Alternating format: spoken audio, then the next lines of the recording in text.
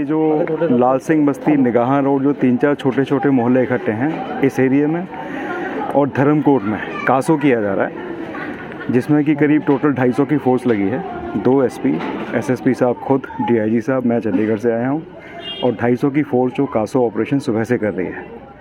तो ये जो 2 एरिया हैं इसके अंदर पूरी नाकाबंदी करके, और इस बस्ती में करीब 35-37 घरों की हमने तलाशी ली है, और उम्मीद है कि हम करीब 4 के करीब एफआईआर इसमें दर्ज करेंगे, अभी प्रोसेस में है। तो ये आज का जो कैसो ऑपरेशन है बड़ा अच्छा चल रहा है, अभी चलेगा, और इसके बाद में जो कुछ रिकवरी होगी और एफआईआर होंगी उसकी इन्फॉर्मेशन आपको एसएसपी साहब अलग से दे देंगे। सर और कहाँ इसके अलावा सर्चिंग? धर्मकोट में चल रहा है वहाँ पे। तो कुछ लोगों को डिटेन किया गया? हाँ, काफ़ी कुछ लोगों को डिटेन किया है, एफआईआर भी रजिस्टर होने की तैयारी है। जो कुछ रिकवरी है या जो कुछ इन्फॉर्मेशन है उसके हिसाब से, जिसकी डिटेल आपको अभी ऑपरेशन चलेगा 2-3 घंटे, उसके बाद फिर बता देंगे। पिछले 3-4 महीने पहले की बात की जाए, जब से नशा विरोध चल रहा है, मुहिम चल रही है, तब तक रिकवरीज तो हो ही रही है। कितना आपको लग रहा है ग्राउंड में फीडबैक कि कितना नशे को ढल पड़ी है? नहीं, बहुत फ़र्क है, ऑल ओवर पंजाब बहुत फ़र्क है, और मोगा को मैं सुपरवाइज़ कर रहा हूँ, मोगा में भी बहुत फ़र्क है।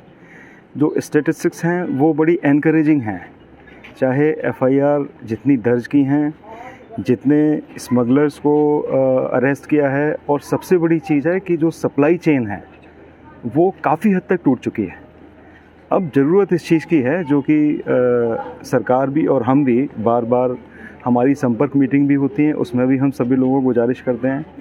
अब ज़रूरत है कि ये जो नशा करते हैं बच्चे लोग, उनको फैमिली वाले, मोहल्ले वाले, समाज वाले सपोर्ट करके उनको इस चीज़ के लिए एनकरेज करें कि वो नशा छोड़ें, वो नशा मुक्ति केंद्रों में जाएं, ऊट सेंटर में जाएं, ताकि धीमे धीमे ग्रेजुअली जो प्रोसेस है उसको अडॉप्ट करके। तो आपके माध्यम से सभी को मैं यही कहना चाहूँगा कि एक तो हमको इन्फॉर्मेशन ज़रूर दें, आम पब्लिक को मैं गुजारिश करूँगा कि हमको इन्फॉर्मेशन दें, अगर कहीं नशा बिक रहा है तो उस पर हमारी तुरंत कार्रवाई होगी। स्टेट लेवल का एक हेल्पलाइन नंबर भी ऑलरेडी सबको दिया हुआ है, जिसमें कि जो इन्फॉर्मेशन देता है उसकी पहचान बिल्कुल गुप्त रखी जाती है। गुप्त रखने का मतलब यह है कि जो कोई उस नंबर पे कॉल करेगा तो उसका नंबर उस पर डिस्प्ले नहीं होता, सिर्फ इन्फॉर्मेशन डिस्प्ले होती है।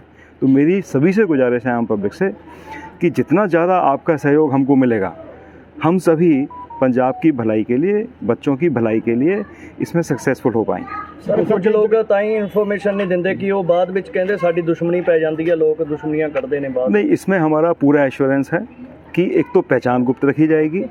जब पहचान ही नहीं होगी, जो टीम कार्रवाई कर रही है उसको भी ये पता नहीं होगा कि किसने इन्फॉर्मेशन दी है, तो ये बहुत बड़ी चीज़ है।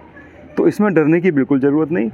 अगर 1-2% ऐसा होता भी है कि पहचान कहीं लोकल लेवल से अगर आउट हो जाती है, तो उसमें हमारी पुलिस, लोकल पुलिस तुरंत कार्रवाई करेगी, ये मेरा बिल्कुल एश्योरेंस है सब लोगों। सर कई बार ऐसी तस्वीरें सामने आती है, कोई खाली प्लाट है, खाली जगह, वहाँ पे जो एडिक्ट है वो नशा करते नज़र आती हैं, उसके लिए पुलिस क्या जरूरत है? नहीं, इसमें जितनी भी कमेटी हैं, आपको ध्यान होगा कि पिछली बार मैं संपर्क मीटिंग में आया था, तो उसमें इनफैक्ट 65 गाँवों की पंचायतों ने मता डाला था कि जी हमने अपने गाँव को, उसी तरीके से कम्युनिटी के वार्ड्स ने भी मता डाला था। अब ये भी एक मुहिम शुरू हो गई है कि जो सुनसान घर हैं, जंगल झाड़ी हैं, वहाँ पे नज़र पूरी रखी जाए, और वहाँ पे बार बार हमारी पेट्रोलिंग टीम जाए, और साथ में जो चाहे वो विलेज के जो हमारी टीम्स, विलेज डिफेंस कमेटी की टीम्स बनी हुई हैं, वार्ड्स में हम लोगों ने कुछ को अपने साथ में एसोसिएट किया है, वो उन पे निगाह रखें और इमीडिएटली हमको